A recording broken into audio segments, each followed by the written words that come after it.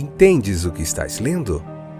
O podcast que te leva através das páginas da Bíblia, livro por livro, capítulo por capítulo.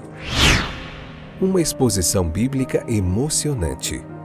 Aperte os cintos e embarque comigo nesta viagem.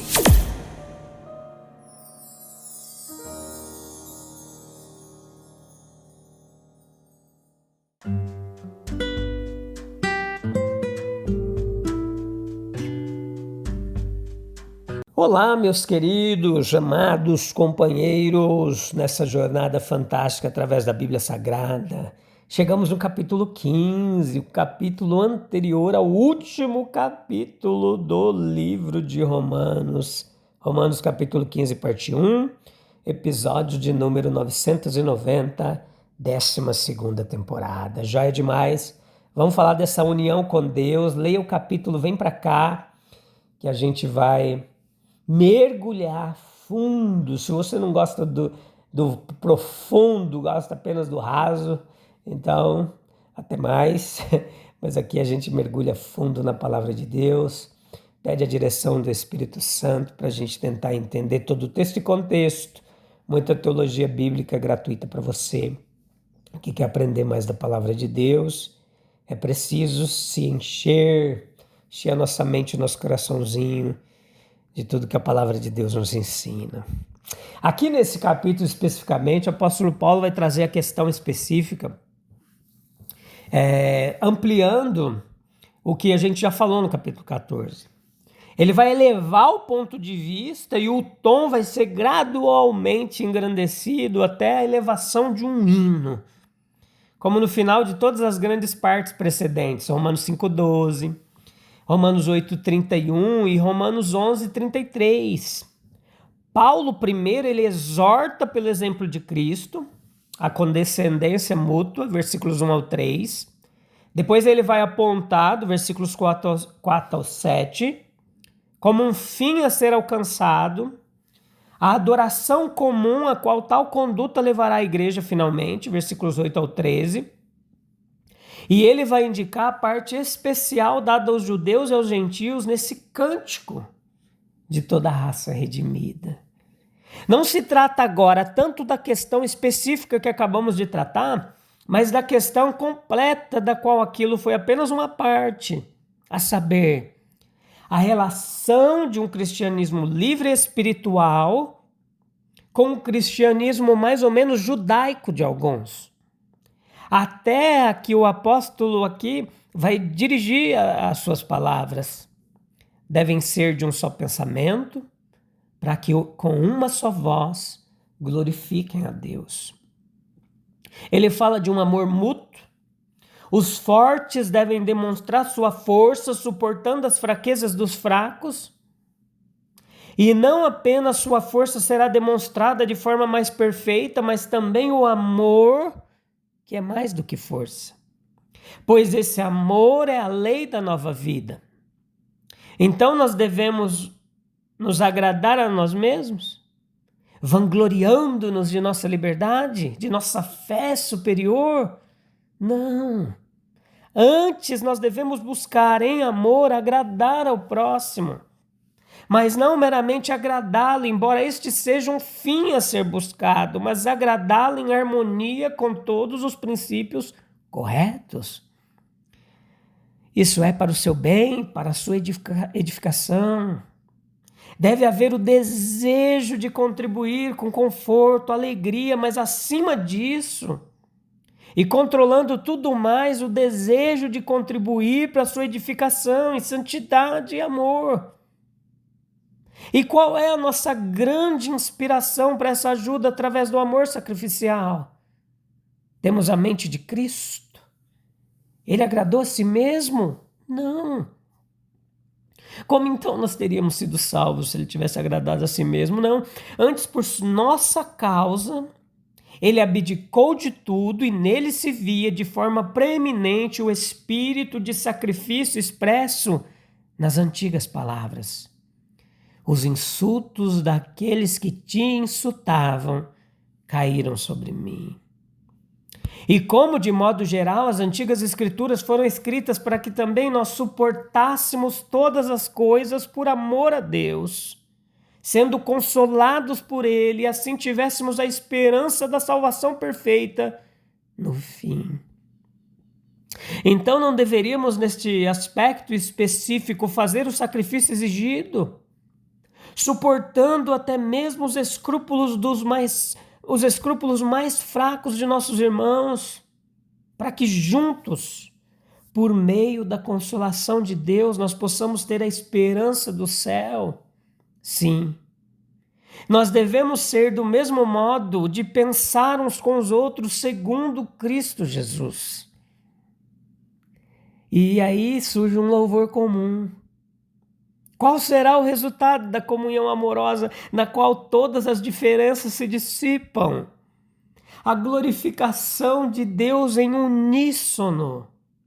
E o salmo unificado será a expressão de uma ação de graças comum, enchendo o coração de todos pelo amor com que Deus os amou. Não é esse o propósito de toda a obra redentora de Deus, que todos se unam em louvor amoroso a Deus, sendo redimidos com uma redenção comum? Um louvor manifestado não apenas com os lábios, mas também com as vidas. Assim, todas as coisas deveriam ser renovadas. Para este fim foi a obra de Cristo, que judeus e gentios juntos pudessem ser salvos por um Deus verdadeiro e misericordioso. As escrituras antigas, elas previram esse grandioso resultado, a fusão do louvor gentil e judeu em uma grande harmonia. E assim a declaração de Davi, Salmo 18, 49, assim é o convite de Moisés em Deuteronômio 32, 43, e assim também o salmista no Salmo 117, 1. E assim a profecia de esperança de Isaías. Tudo isso só poderia encontrar seu verdadeiro cumprimento em uma união amorosa entre o mundo judaico e o gentio, no alegre serviço ao seu único Deus e a Cristo, como agora preenchia a visão do apóstolo. Uma das principais garantias do amor mútuo e do louvor comum será a esperança unida de uma salvação perfeita. Que eles busquem isso em Deus, e Ele lhes concederá uma fé e um poder de Deus realizado por meio da fé, o que lhes dará alegria e paz agora, em meio a quaisquer perturbações externas, como penhor de todas as coisas boas garantidas para o futuro. Assim seus cânticos devem abundar, assim seus corações devem ser um, louvor auxiliando o amor e amor auxiliando o louvor, e Deus em tudo. O dever do cristão, o apóstolo nos ensina, é agradar o próximo. Após ter aconselhado os fortes a respeitarem na medida do possível a consciência dos fracos, o apóstolo continua o assunto. Nos 13 versículos que temos diante de nós, no capítulo 15, do 1 ao 13, ele exorta como princípio da vida cristã a não buscar os próprios interesses, mas sim o do próximo. Ele limita isso naturalmente pela condição de edificação e, em suma, um cristão deve ser uma figura pública, regulando sua vida pelos interesses espirituais de todos ao seu redor. E nesse aspecto ele estará seguindo a Cristo. Agradar os outros e não a nós mesmos deve ser a regra de nossa vida cristã. Isso não significa busca por popularidade, pois isso significa alcançar um objetivo egoísta, agradando os outros. É uma forma sutil e enganosa de satisfazer a si mesmo. É uma forma de satisfação pessoal, mesmo que implique na degradação do próximo. E significa a conciliação e até mesmo a benevolência para com o nosso próximo, visando a sua edificação. Isso é amor verdadeiro, fazer tudo ao nosso alcance para servir e edificar o próximo. Tolerá-lo-emos até mesmo se nós lhe consideremos benevolência com objetivo totalmente altruísta de garantir a sua edificação. Essa é a própria essência do serviço cristão. Que contraste isso apresenta com o egoísmo que infelizmente persiste entre os homens sob o pretexto de serviços aos outros. Nesta elevação de nossos próximos, nós seremos fortalecidos ao olharmos para Cristo. Pois todo o espírito do ministério de nosso Mestre consistia em não agradar a si mesmo, não que os homens compreendessem seu plano. O Evangelho não parece à primeira vista promover o prazer dos homens. Ele os humilha, os quebranta, exige ternura penitencial, mas garante a paz por meio do perdão e a alegria que vem da fé. Os sofrimentos de nosso Senhor, consequentemente, visavam a longo prazo o prazer real e duradouro dos homens. E assim ele os elevava constantemente na medida em que eles o permitiam. A sua própria crucificação foi para agradar aos outros e garantir a sua edificação. Uma visão ampla da história de Cristo, portanto, meus queridos, vai mostrar que foi pelos outros e não por si mesmo. Ele se tornou servo da circuncisão para que os judeus pudessem ser trazidos à paz e alegria. Ele se tornou o Salvador e assim a alegria dos gentios. Em ambos os aspectos, ele agradava, edificava os outros e não a si mesmo. Sua vida de abnegação tornou-se assim a fonte do serviço, e é por isso que o Evangelho se distingue de ensinamento utilitarista. Em vez de nos orientar a regular nossa conduta buscando o nosso próprio prazer e satisfação, que é em essência o princípio utilitarista e hedonista, ele nos orienta a agradar ao nosso próximo para edificação, no Espírito de Cristo.